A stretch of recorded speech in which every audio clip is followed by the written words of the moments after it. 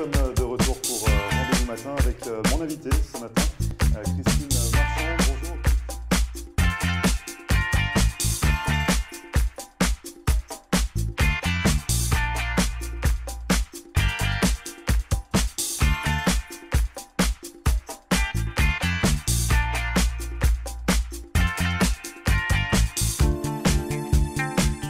Bonjour à tous, bienvenue, merci de regarder Rendez-vous Matin. Nous sommes le mercredi 20 septembre, c'est la reprise après ces quelques problèmes techniques rencontrés suite au passage de l'ouragan Irma ici sur la Floride. En tout cas, nous espérons que les dégâts sont limités du côté de chez vous et que tout va bien et que tout reprend le cours des choses de votre côté également. En tout cas, nous sommes de retour et vous le savez, comme chaque mercredi, nous allons ouvrir notre rubrique consacrée à l'immigration aux États-Unis avec Maître Marcel Poirier.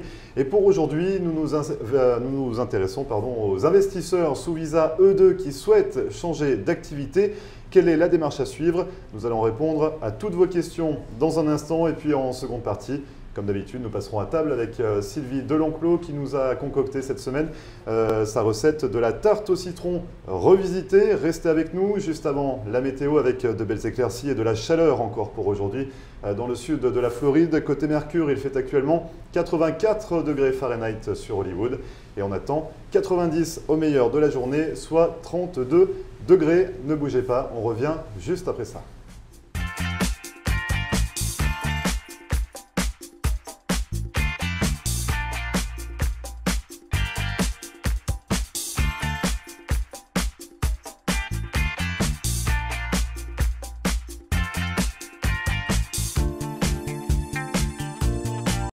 Voilà une brillante idée. Si votre lampe est cassée, si votre lustre de collection a besoin d'un recablage ou pour toute autre réparation de luminaire, ayez le réflexe The Light Switch. Avec plus de 30 ans de savoir-faire dans le domaine de l'éclairage, Philippe Bartolomucci saura donner une seconde vie à tous vos luminaires. Dans sa boutique installée à North Miami, vous trouverez des centaines de lustres et d'éclairages différents.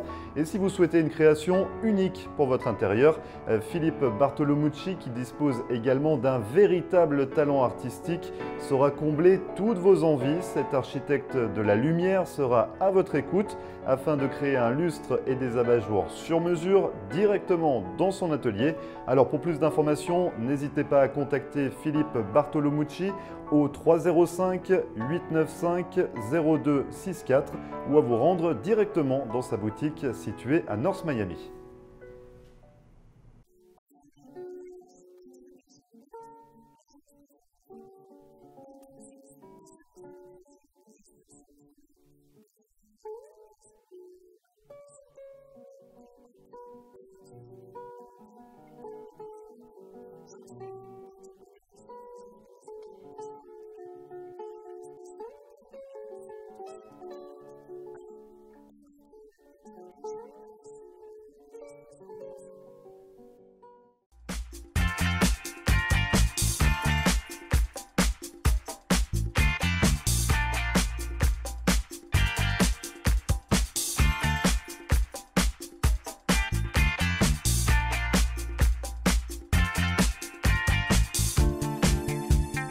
Et voilà, nous sommes de retour pour cette première partie de Rendez-vous Matin consacrée à notre rubrique hebdomadaire à comment immigrer aux États-Unis avec Maître Marcel Poirier. Bonjour Maître Marcel. Bonjour Grégory.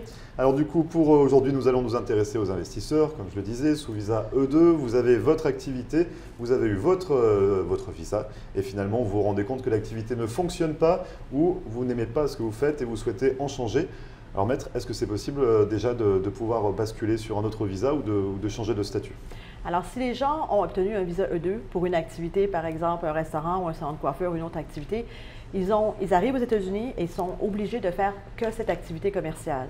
S'ils décident qu'ils veulent changer d'activité, c'est possible. Alors, deux façons. Une, vous pouvez envoyer une demande de modification avec un formulaire à l'immigration américaine par la poste de l'intérieur des États-Unis. Mais ce qu'il faut faire attention, c'est que quand vous demandez une modification d'activité pour, par exemple, changer complètement, il faut, pas l'ambassade, désolé, l'immigration va regarder si l'activité actuelle est bien opérationnelle, s'il y a des employés, s'il n'y a pas de violation. Alors, si vous décidez de faire une modification d'activité, il faut s'assurer que tout est bien opérationnel sans violation à la base. Mais c'est possible par la poste. Et vous parlez de la poste, mais finalement, ça se passe comment? Parce que quand on veut demander un visa E2, c'est assez compliqué, il faut donner beaucoup de documents. Imaginons que nous sommes coiffeurs aujourd'hui, sous visa E2, et nous souhaitons devenir restaurateur. Donc on demande un changement de statut par la poste? Alors, il n'y a pas d'autres études par la suite? Non, il faut avoir c'est un dossier complet qu'il faut remonter avec la nouvelle activité commerciale. Alors, si la personne veut changer un restaurant, par exemple, il faut avoir le bail commercial, la preuve du nouvel investissement dans le restaurant, un business plan. Il faut aussi regarder la société en tant que telle. Si au départ, les investisseurs avaient fait une holding dans laquelle ils avaient déjà avisé qu'ils allaient faire plusieurs activités, c'est un petit peu plus facile. Aussi le nom des sociétés. Il faut regarder le nom des sociétés. Est-ce qu'ils vont modifier le nom, faire peut-être un nom d'enseigne? Alors, tous ces éléments-là, il faut les modifier si vous le faites par la poste. Une autre solution, ce serait de tout arrêter complètement, de tout refaire à zéro? De quitter les États-Unis et de faire annuler le visa E2 à la douane. Ça veut dire j'ai terminé avec cet investissement, la mission de ce E2 est terminée. Alors la douane va mettre un tampon qui va être indiqué « Cancelled without prejudice » directement à la douane. Ils vont les laisser rentrer avec le ESTA et à ce moment-là, il faut tout recommencer et réenvoyer un nouveau dossier à l'ambassade. Ça serait plutôt dans les cas où le visa investisseur, l'activité commerciale n'a pas fonctionné et qu'envoyer une modification de l'intérieur des États-Unis par la poste, ils vont regarder tous les chiffres, ils vont regarder s'il y a des employés, ils vont regarder si tout est viable. Si ce n'est pas le cas, c'est mieux d'arrêter complètement, d'arrêter le visa, de quitter les États-Unis et de recommencer à zéro. Si l'activité est OK, passable, viable et que vous pouvez faire des modifications de société, le business plan, le bail commercial et tout ça, c'est possible de le faire par la poste, mais vous allez garder le même nom de société. Vous pouvez changer le nom d'enseigne, mais le nom qui a été émis dans le visa E2 restera le même. Dans ces cas-là, ils vont avoir une modification accordée et le visa reste le même. Ils n'ont pas à retourner à Paris pour faire émettre un nouveau visa. Mais vous ne pouvez pas changer. J'ai des clients qui gardent la même société, par exemple, et qui disent, bon, ben ça n'a pas fonctionné, par exemple, les cigarettes électroniques ou le restaurant n'a pas fonctionné, maintenant je veux faire une boulangerie. Et sans aviser l'immigration américaine. Là, c'est un problème. Et au moment du renouvellement, tout a été changé. Ça peut être considéré une violation et ça peut être très strict. Donc justement, on va en reparler de ces cas de violation, mais pour revenir au changement de statut, est-ce que c'est aussi compliqué quand on fait par la poste, comme vous dites, d'envoyer un dossier pour modifier notre statut? Est-ce qu'on est assuré de pouvoir faire la modification ou c'est aussi risqué que quand on demande un visa E2, par exemple? Il peut y avoir un refus. Il peut y avoir un refus. La bonne chose quand c'est fait par la poste, ce que je trouve, c'est que l'immigration, avant de nous dire non, c'est refusé, ils vont nous envoyer une demande de documents complémentaires. Alors, s'ils ont des questions sur le dossier, ils veulent avoir plus d'éléments, ils vont nous dire, OK, donnez-moi ça, ce qui est fait par la poste. Tandis que quand vous allez à l'ambassade, souvent vous avez la réponse, c'est oui ou non, le jour même de l'interview. Alors, c'est un peu moins de stress, si vous voulez, pour les gens qui veulent faire une modification, de le faire de l'intérieur des États-Unis, parce que c'est géré par la poste sans un interview et sans être mis devant un fait accompli, si vous voulez. Alors oui, il peut y avoir un refus, mais avant d'avoir un refus, ils vont quand même vous demander des documents complémentaires. D'autres documents. Et ça prend combien de temps, généralement, pour changer de statut? Il existe le premium. Quand vous le faites de l'intérieur des États-Unis, les gens peuvent payer les 1 225 $ pour avoir une réponse en 15 jours ouvrables. Alors, c'est peut-être pas nécessairement nécessaire, à moins qu'ils veulent commencer tout de suite. Parce que tant qu'ils n'ont pas eu l'approbation de la modification, ils ne peuvent pas commencer leur nouvelle activité.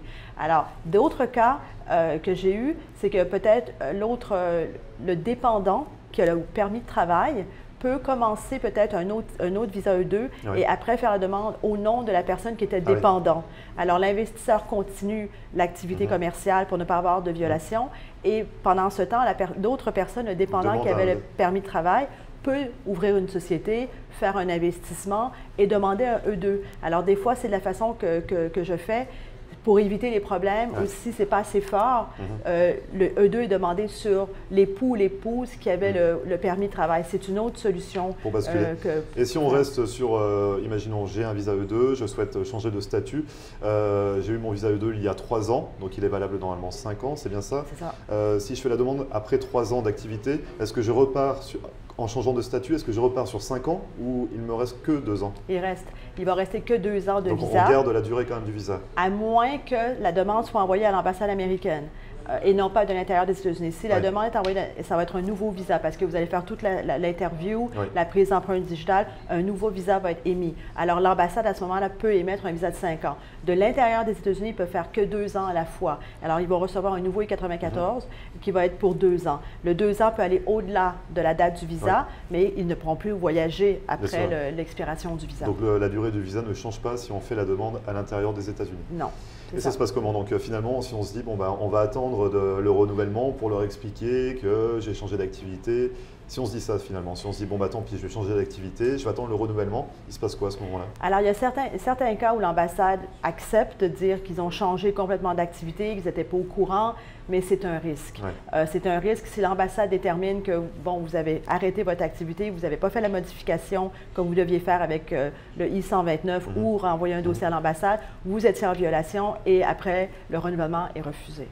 Et on risque d'être expulsé, de repartir, d'avoir une interdiction de territoire, des choses comme ça? C'est ça. Alors, ils ne vont pas vous laisser revenir avec le ESTA. Ils vont demander de faire un B1, B2 avec des preuves de résidence à l'étranger. Alors, il faut après tout refaire avec une résidence, un travail à l'étranger avant d'être en mesure de revenir et il peut y avoir une interdiction d'entrée. C'est rare qu'ils le font, c'est à la discrétion de l'ambassade de déterminer si oui ou non ils vont demander que ce soit une violation. Et est-ce qu'il y a un coût à ce changement de statut?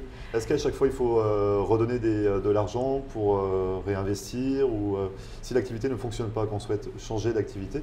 Avec ce changement de statut, est-ce qu'on doit remettre de l'argent encore sur la table? Ça se passe comment? Bien, il faut prouver que vous avez une nouvelle activité commerciale. Alors, il faut avoir peut-être un nouveau bail commercial, avoir embauché des employés. Alors, normalement, il y a un investissement additionnel. C'est rare qu'il n'y ait pas d'investissement additionnel. Les frais d'immigration ne sont pas très importants. Le formulaire en tant que tel est à 525 $ pour le I-129, plus le premium. Il y a bien sûr des frais, des honoraires pour le travail. On n'est pas obligé de remettre de l'argent pour investir. Pas nécessairement, mais c'est difficile de changer complètement d'activité sans réinvestir. Et il faut établir que l'investissement de base est toujours actuel si vous ne réinvestissez pas. Alors, ça peut être que les gens vont utiliser le même équipement, par exemple, peut-être de l'inventaire, du stock qu'ils vont réutiliser. Alors, cet investissement reste. L'investissement qu'ils avaient déjà fait dans la société américaine. Déjà. Oui. Une dernière question, peut-être pour les dépendants, ça se passe comment quand on fait un changement de statut? Ils gardent leur visa, de dépendant et leur visa est automatiquement renouvelé avec l'investisseur. Donc c'est automatique? C'est automatique, sauf que quand vous le faites de l'intérieur des États-Unis, il faut quand même avoir un formulaire pour les rattacher. Pour dépendre, un formulaire de dépendant, c'est ça. Si on a d'autres questions, Maître Marcel Poirier, comment on peut vous contacter? Alors, au bureau, à 305-854-4445 ou par email à marcelpoirier@marcelpoirier.com. Très bien. Je ne vous ai pas demandé non plus pour vous, pour l'ouragan, tout s'est bien déroulé? Tout s'est bien passé. J'ai été à la conférence à Paris. Un bloqué, 3 vols d'annulés pour le retour, mais tout va bien, la maison... pas d'inondation. Alors, bon, nous sommes en sécurité, alors tout a bien été. Et là, tout reprend le cours normal des choses. Nous essayons. Vous essayez, très bien. Je vous souhaite bon courage pour la suite et on se retrouve la semaine prochaine. Merci, pour Grégory. une nouvelle chronique. Merci beaucoup, Maître Marcel Poirier. Et nous, on se retrouve juste après ça, ne bougez pas.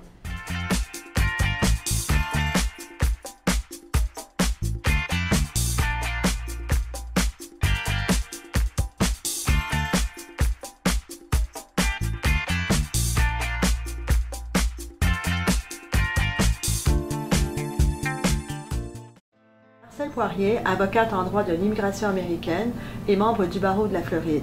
Ma vocation est de conseiller mes clients et de protéger vos intérêts afin que vous soyez en mesure de réaliser votre rêve américain qui est toujours bien vrai et réel aujourd'hui. Surtout, n'oubliez jamais qu'un mauvais conseil légal peut vous coûter votre futur et celui de votre famille. N'hésitez pas à nous contacter par téléphone ou sur mon site internet à marcelpoirier.com et nous serons très heureux, mon staff et moi-même, de répondre à vos questions et de vous recevoir au cabinet, j'espère très bientôt.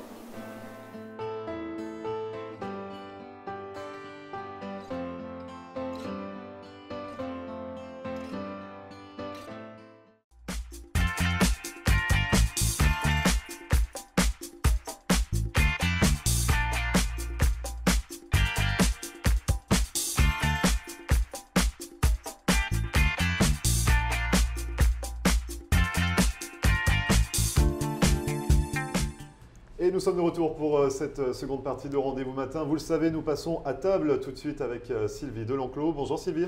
Bonjour Grégory. Vous allez bien également? Oh bah écoutez, ma foi. Depuis cette interruption suite au passage de l'ouragan Irma, Oui, qui a été un petit peu dévastateur. Ah bah oui, ça a perturbé un petit peu toute la Floride. Oui. Mais vous, dans votre secteur, tout... Non, ça s'est bien passé. Moi, je suis sur Allendale Beach et tout va bien. En tout cas, je vois que le four fonctionne. Oui. Je vois que l'électricité est bien présente. présente. Mais on n'a pas eu de coupure, on n'a rien eu, on a eu beaucoup de chance. Oui. Donc vous avez pu cuisiner pour vos amis et vos proches. Donc exactement. Ça, c'est plutôt agréable. Aujourd'hui, vous nous avez concocté une tarte au citron. Une belle tarte au citron. Revisitée, on dira. Revisitée, très bien. Donc c'est-à-dire à quel niveau? C'est-à-dire que la tarte au citron, en principe, on a une pâte sablée. Oui.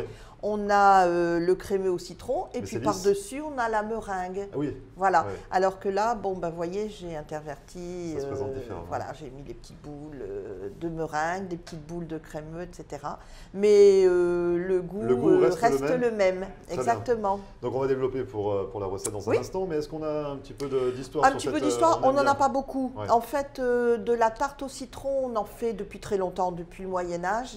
Mais juste de la tarte au citron. Donc à l'époque, on faisait plutôt des petites crèmes, des crèmes pâtissières que l'on citronnait, on faisait des flancs un peu au citron. Bon, c'est un peu plus tard qu'on a commencé à faire ce fameux crémeux avec le beurre. Et puis meringuer, eh bien là, ça date de 1700 et des poussières, le XVIIIe siècle. Donc ça arrive après aussi. Et c'était le dessert favori de Marie-Antoinette. La tarte au citron meringuée? Oui. Ah, très bien. Oui, très bien. Absolument. Bon, donc on dégustera celle-ci tout à l'heure. Voilà. Et juste avant, ça s'est passé comment pour la préparation? Qu'est-ce qu'il nous faut comme Alors, ingrédients une déjà tarte pour une au tarte citron, au citron de toute façon, c'est une pâte sablée. Oui.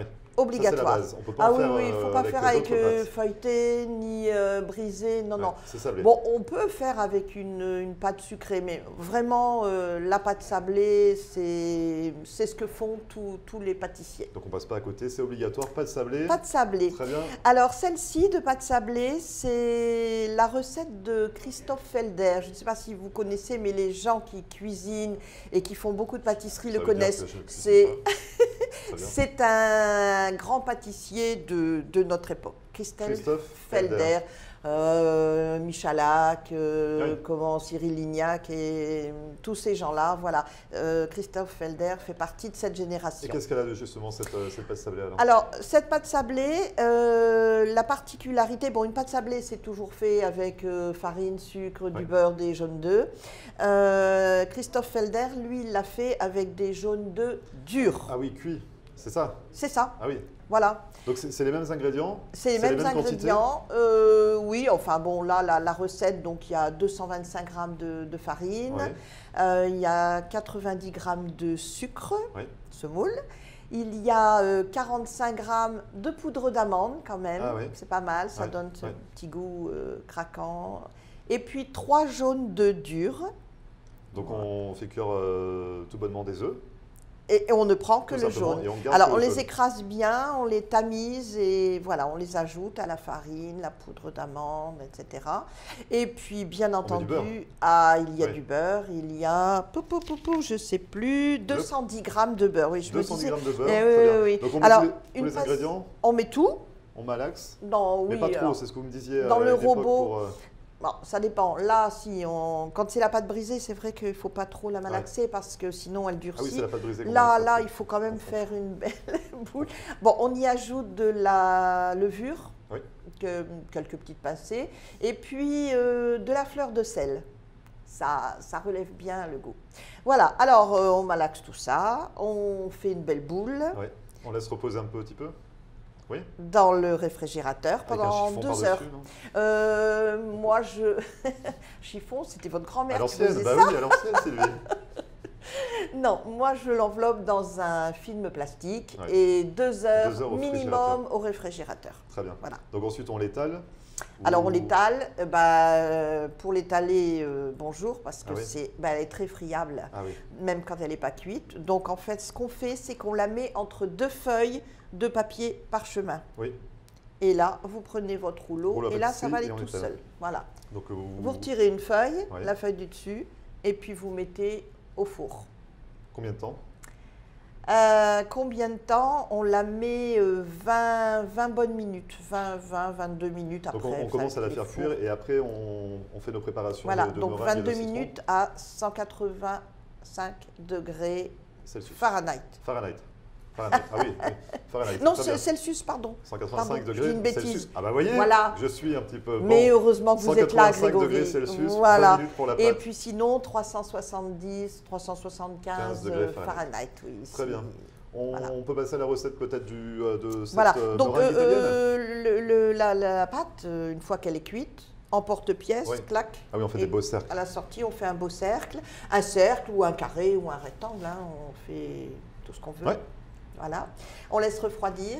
Oui, Pendant ce temps, On nous peut faire aurons nos préparations. préparé notre crémeux citron. oui. Donc on passe Alors, au crémeux citron. Alors, le crémeux citron, 120 g de jus de citron, Oui, 120 g de sucre, 3 œufs entiers, 10 g de maïzena. oui. Et on prend notre fouet et on bat tout cela sur un feu doux. Ah oui, il faut faire... Voilà. c'est ce qu'on appelle Voilà. le lemon curd, c'est pareil? C'est le lemon curd. Très bien. On laisse épaissir. Une fois que c'est épaissi, on y plonge 150 g de beurre bien froid Oui. en petits morceaux. On continue de fouetter et notre lemon curd est Et prêt. prêt. Il n'y a rien On besoin le- d'ajouter de plus. Ah, rien du tout. Donc après on le met dans une poche. On le met au réfrigérateur, il faut Ouais. qu'il soit bien froid quand même. Et puis oui, dans la poche. Alors bon, là, comme je vous ai dit, on a revisité en mettant des boules de meringue, Ouais, des boules ouais. de crémeux. Puis sinon, on y met notre... Oui, la couche tout voilà, simplement tout sur simplement. la pâte sablée. Exactement. Pour la meringue, c'est une meringue italienne. Alors là, Que vous c'est avez, une meringue concoctée. italienne. Voilà, donc les meringues, vous savez qu'il y a meringue française, meringue suisse, meringue italienne. Je le sais maintenant. Voilà. Et la différence entre les trois? Alors, la différence entre les trois. Bon, là, la meringue italienne, 60 g de blanc d'œuf Oui. que l'on bat en neige. On fait chauffer à part 30 g d'eau, 90 g de sucre. Oui. Voilà. Quand ce sirop est à 118 degrés, Ça sera bien précis. Là. 118, je me vois bien avec mon thermostat dans mon voilà. thermomètre. Alors pardon. là, on verse doucement sur vos blancs en neige qui continuent à tourner. Ouais. Et donc on le verse petit à petit. Ensuite, une fois que c'est fait, on continue à fouetter jusqu'à ce que le mélange soit froid, complètement carrément. refroidi. Oui, oui, donc c'est quand même assez long. Mais ce sirop de sucre va nous cuire les blancs, ce qui fait que ça fait vraiment une meringue. Et c'est ça la différence avec d'autres meringues? C'est la Exact. technique italienne? C'est la technique italienne, c'est Le- ça. La meringue suisse, c'est la même chose, mais en fait, on bat les blancs avec le sucre dans un bain-marie. D'accord, D'accord? d'accord. Et la meringue française, c'est tout simplement Cuit au four. les blancs avec le sucre et on passe au four. Et c'est ce qui Voilà. devient craquant avec cette texture-là. Très bien. Voilà. Parfait. Et ensuite, on monte tout simplement Alors, avec notre poche. bon, là, moi, j'ai poché douille, hein. des petites boules. Et puis, alors, après, quand même, parce que... Un petit coup de chalumeau? Un petit coup de chalumeau, oui. Parce que quand vous faites la tarte au citron meringuée Ouais. classique, Ouais. bah, vous mettez votre crémeux par-dessus la meringue, et la meringue, elle va complètement isoler le crémeux. On peut le passer au grill Ouais. 30 secondes, il ne se passera rien. là, oui, ah oui, bah non, faut si préserver, je le mets ouais, au sinon. four Ouais. avec le crémeux, Ça va pas le faire. pas vraiment. Donc un petit coup de chalumeau pour donner un petit peu cette couleur. Exactement, pour que à la ça meringue. brunisse un petit peu. Voilà. Après, j'ai mis un petit peu de citron Zeste, vert râpé, zeste, voilà, ouais. du zeste, voilà, une petite déco. Très bien. Voilà. Et ben maintenant, il n'y a plus qu'à déguster. Sylvie. Exactement, voilà, déguster. Ici, quand même, en Floride, on a une autre variété de la tarte au citron. La C'est la key lime pie. key lime pie. Forcément. Voilà. Vous la faites également? Oui. Alors ça va être dans une prochaine émission. Ah, bah pourquoi pas. À déguster. Oui. Alors, la key lime pie, il faut savoir que c'est quand même devenu un des symboles de la Floride officiellement depuis 2006. Oui. Hein? Oui. Eh ben, on apprend tous les jours. Hein. Voilà, merci Sylvie pour cette précision. Si on souhaite faire appel à vos services pour déguster ce plat ou tout autre plat, comment on peut vous contacter? Comme d'habitude, alors téléphone 954 579 23 11. Et le mail?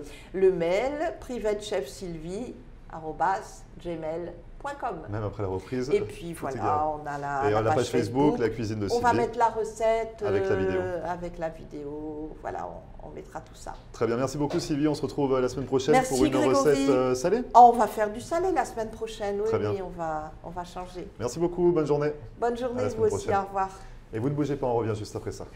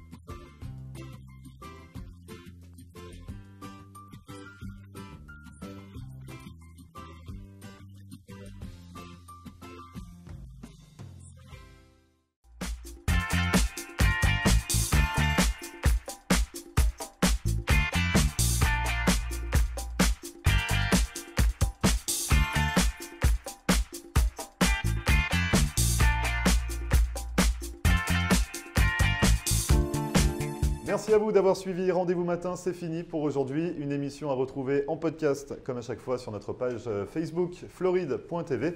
Et nous, on se retrouve demain dès 9 h pour une nouvelle émission. Très bonne journée et à demain.